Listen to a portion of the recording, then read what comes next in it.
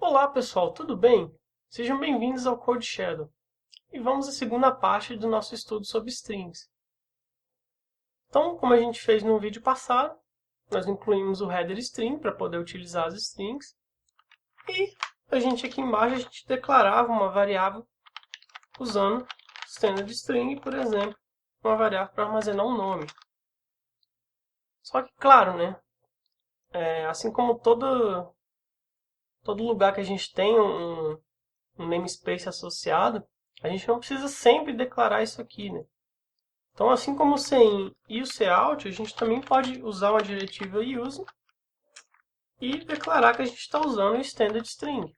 Então, aqui, por exemplo, a gente poderia omitir esse identificador do namespace da string. Então, só para a gente confirmar isso, vamos fazer simplesmente uma entrada rápida, sem pedir uma entrada do usuário aqui, só para teste mesmo. E vamos replicar na saída o nome. Então, vou colocar aqui também só para ficar mais organizado. Então, digitado. Compilando o nosso programa. A gente roda ele. Digita aqui, por exemplo, Leonardo. E digitado Leonardo. Então, só para a gente revisar um pouco do que a gente viu no vídeo passado. Então, beleza. A gente pode declarar sem usar o std, né? Apesar de que, no geral, eu prefiro especificar usando o namespace, pelo menos para string. Tem alguns casos que eu prefiro, né? Mas assim, também fica a cargo de vocês, né? Lembrando sempre que a melhor uso desses using é dentro de um scope específico. Então, por exemplo, eu não recomendo você, por exemplo, mudar isso aqui e colocar no escopo global, né? É bom a gente sempre se acostumar a limitar mais o escopo dessas nossas declarações, assim, que abrangem uma área muito grande, né? Então, beleza, né? Então, o que a gente pode fazer mais aqui com as nossas strings? Cheguei a mostrar alguns operadores para vocês no vídeo passado, né? Esse aqui é um deles. Então a gente está usando o cin para dar uma entrada aqui para nome, mas a gente vai ver que esse operador, na verdade, ele é para qualquer string de entrada. Então a gente vai ver que esse cin, ele é uma classe que deriva desse iString, ou seja, é uma string de input, de entrada. Então qualquer uma que derivar disso, a gente pode fazer e usar esse operador para pegar a nossa string. Por exemplo, arquivos, a gente vai ver que arquivos também é um iString. Então a gente poderia um arquivo que a gente estivesse lendo, a gente poderia usar essa notação para poder ler uma string do arquivo. Então, só para vocês saberem que existem outros tipos, né? Não é somente o cin que pode usar com esse operador, não. Inclusive, você mesmo pode definir uma operação que passe qualquer coisa que te interesse aqui e que passe com uma string. Então, a gente vai ver isso tudo mais para o futuro. A classe string ela tem algumas funções associadas a ela. Então eu vou até facilitar aqui esse programa, em vez de a gente ter que digitar, eu vou criar ele aqui com um certo valor inicial. Então, vai ser meu próprio nome. E aqui embaixo a gente vai usar o cout para imprimir algumas coisas sobre essa variável. A primeira coisa que eu gostaria de mostrar para vocês aqui é essa função empty. Então, a gente vai ver isso tudo quando a gente estiver ensinando para vocês classes, mas quando a gente define uma classe, esse objeto aqui ele pode ter funções associadas, né? Então, no caso de string, a gente tem essa função chamada empty, ou seja, ela vai retornar se o objeto está vazio ou não. Então, a gente espera que esse valor aqui retorne falso, né? Então, se a gente recompilar o nosso programa, rodar, a gente vê que ele retornou zero. Zero é um valor falso, né? Só que se você quisesse, por exemplo, ver esse valor escrito, a gente teria que usar um operador aqui, né? Então, eu vou colocar aqui só para vocês poderem ver.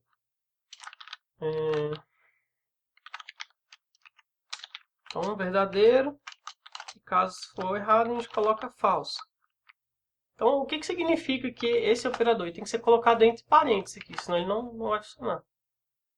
O que significa esse operador? Ele tem uma expressão aqui à esquerda, e ele vai ver, ó, essa expressão é verdadeira? Isso que significa essa interrogação, né? Essa expressão que está aqui na esquerda, ela é verdadeira? Se for verdadeiro, eu retorno esse valor. Caso contrário, eu retorno esse. Então, a gente vê que se for verdadeiro, a gente escreve verdadeiro, e se for falso, a gente escreve falso. E tem que ser do mesmo tipo, né, esses retornos. Não pode ser, por exemplo, verdadeiro aqui 10, por exemplo. Isso aqui estaria incorreto. Mas, enfim, a gente vai ver esses operadores mais para frente também em detalhes. É só para a gente poder ter uma saída aqui de programa mais bonita. Então, se a gente roda o programa, a gente vê que falso, ou seja, a string ela não está vazia. Lembrando, né, que se eu não passar nada, ele vai inicializar a string vazia. Então, se a gente recompila o nosso código e roda novamente, então a string está vazia. Ele retorna aqui para a gente verdadeiro. Qual é a outra operação interessante que a gente pode fazer aqui? A gente pode, por exemplo, ver o tamanho da string. Isso a gente vê com o operador size. Então, se a gente recompilar, a gente espera que dê um valor zero. E retorna zero mesmo. Agora, se a gente inicializar com algum nome aqui, e aí compilamos, rodamos novamente, a gente vê que a saída é 8. Então, esse operador ele retorna o tamanho.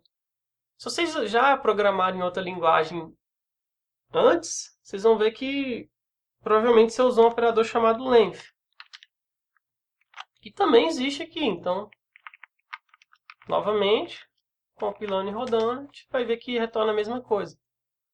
Length e size, os dois significam a mesma coisa.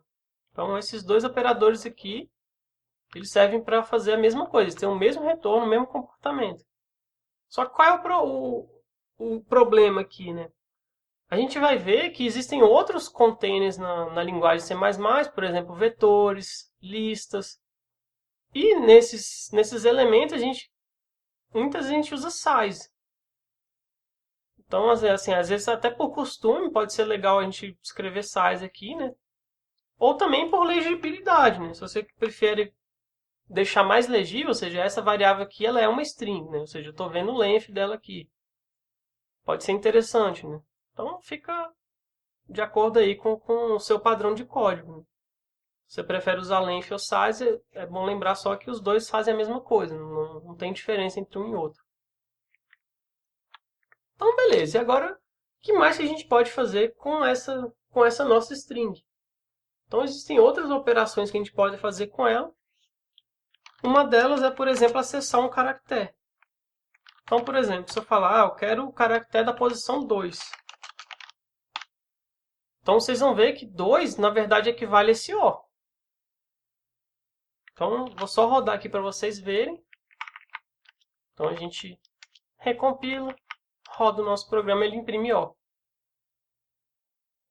Por que disso? A gente vai ver que os vetores na linguagem, todos eles, por exemplo, a gente tem aqui o nosso L, depois o E, o O e assim por diante. Isso aqui é só para representar, então eu estou colocando essas barras verticais que seria tipo, aqui é uma posição de memória, aqui é outra, aqui é outra. Então só para a gente ter noção. E aqui vai ser a posição 0, essa aqui é a posição 1 e essa é a posição 2. Então por isso que a gente pede o 2 aqui, ele vai acessar 0, 1, 2, ou seja, a letra O. Então só para vocês verem aqui que o 0 ele vai realmente pegar o L. Recompilamos, rodamos e ele imprime o L. Então, assim, não tem mistério aqui. Qual outra forma de a gente acessar cada caractere? Existe uma função chamada at. Então, que nem o outro, né? A gente tem que usar parênteses, porque é uma função. E vamos ver o que essa at vai retornar para a gente. Recompilamos, rodamos e ele imprime L normalmente. E eu sempre pergunto, qual que é a diferença dos dois então? Então vamos fazer um teste aqui. A gente lembra que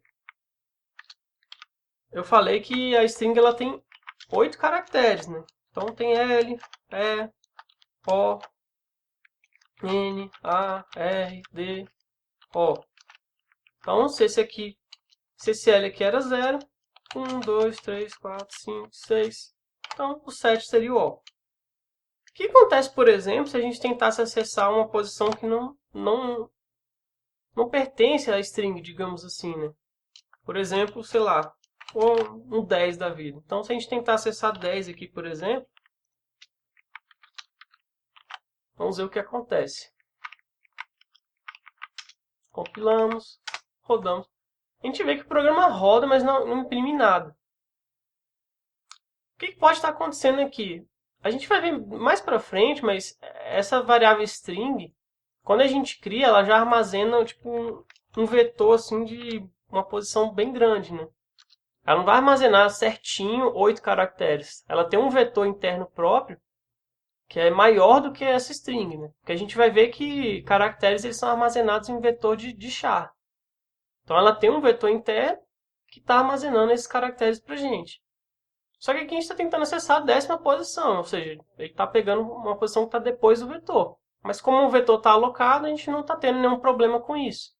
Afinal, eu só pulei 2 posições, né? Se eu não me engano, ele armazena 64 por padrão.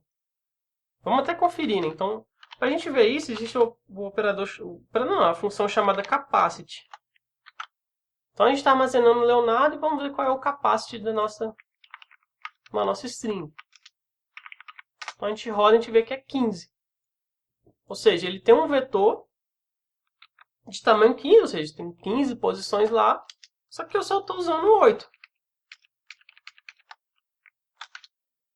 Então, aqui só para deixar o tamanho certinho, então a gente tem esse vetor aqui com 15 posições, só que eu só estou usando 8. Então, assim, se eu tivesse passado o índice 8, eu estaria com essa posição, 9 e o 10. Então, como a gente está acessando uma posição que está realmente alocada, a gente não vai ter problema fazendo esse teste aqui, né? Por exemplo, 10. Só que aconteceria, por exemplo, se a gente tentar acessar alguma coisa aqui para fora. Então, assim, qual é o problema da gente acessar um índice que não existe na nossa string, né? Porque a gente pode incorrer no erro de acessar um espaço de memória que não está alocado para a gente. Ou às vezes nem sequer existe, ou a gente não tem permissão de leitura naquele espaço, nem de escrita. E no momento que a gente faz isso, a gente vai receber uma falha de segmentação. Ou seja, o programa vai ser cancelado ali na hora porque a gente está tentando fazer um acesso a uma região de memória que a gente não poderia, né? Então, assim, só para vocês verem isso acontecendo, eu vou colocar aqui um valor bem grande. 99.999, né? Então, se a gente recompilar o nosso programa e rodar, vocês vão ver que vai aparecer esse erro, falha de segmentação. Que é justamente o que eu falei para vocês, é acesso a uma região de memória a qual você ou não tem permissão, ou a região de memória sequer existe, entendeu? Ou ela não está alocada para você. Então, a gente não deve errar esses índices aqui, né? Então, sempre que for usar um índice na mão aqui, né, que a gente está... Não na mão, mas a gente poderia colocar uma variável aqui também, né? Então, índice, supondo que esse índice fosse um valor inteiro aqui. Então, a gente poderia usar esse valor para poder acessar uma posição, né? Então, a gente tem que sempre tomar cuidado para esse índice, ele está sempre entre 0, né? Sempre entre 0 e o length da nossa string, né? Então, só colocar length aqui, né? Só é bom lembrar disso, né? E por que eu falo qual é a diferença? Olha o que acontece se a gente colocar com a função add. Então, eu vou colocar o mesmo valor aqui. A gente vai ver que ele vai lançar uma exceção. Então, a gente recompila. Executamos aqui, ó. Então, a gente vê que ele terminou na execução depois que a gente lançou essa exceção do tipo out of range. Ou seja, ela está fora dos limites da nossa string, né? Porque não existe essa posição aqui. A gente vê que está até um abort, né? Não tem uma falha de segmentação. Ele detectou que a gente ia acessar uma posição inválida e ele terminou a execução antes de a gente poder, né, efetivamente tentar fazer uma leitura daquele lugar. A mesma coisa acontece se eu tentar ler aqui, por exemplo, a posição 8. Lembra que aqui começa em 0, né? Então esse L aqui está em 0 e esse O está em 8. Então, aliás, o O está no 7, né? De 0 a 7. Então eu tenho 8 caracteres. Então se eu tentar ler a oitava já, ele já não vai me permitir de novo. Então, só para vocês verem aqui, ó, de novo, ele lançou a exceção, porque a gente não existe a posição 8 na nossa string. Então, essa é uma função mais segura? É. Só que ela implica também na gente fazer tratamento de exceções. E a gente vai ver também mais para o futuro. Né? Mas assim, é só para vocês terem uma noção de como isso aqui funciona, né? Não sei se ficou muito claro também, né? Mas, como sempre, qualquer coisa vocês podem comentar, deixar nos comentários que eu vejo, né? E aí a gente revisa e tudo, dou mais informações sobre esse tipo de coisa. E sobre exceções, é que eu falei também, né? A gente vai ver mais pra frente como usar elas, como tratar e tudo mais. Então é isso, pessoal. Acho que já deu já conteúdo, né, bastante pro vídeo. E pelo visto vai ter uma terceira parte aí de introdução. Porque tem que mostrar alguns operadores para vocês, né? Por exemplo, concatenar strings, verificar igualdade, esse tipo de coisa. Então, se vocês gostaram do vídeo, deixem seu like. Se você não conhecia o canal, aproveite para se inscrever. E até a próxima.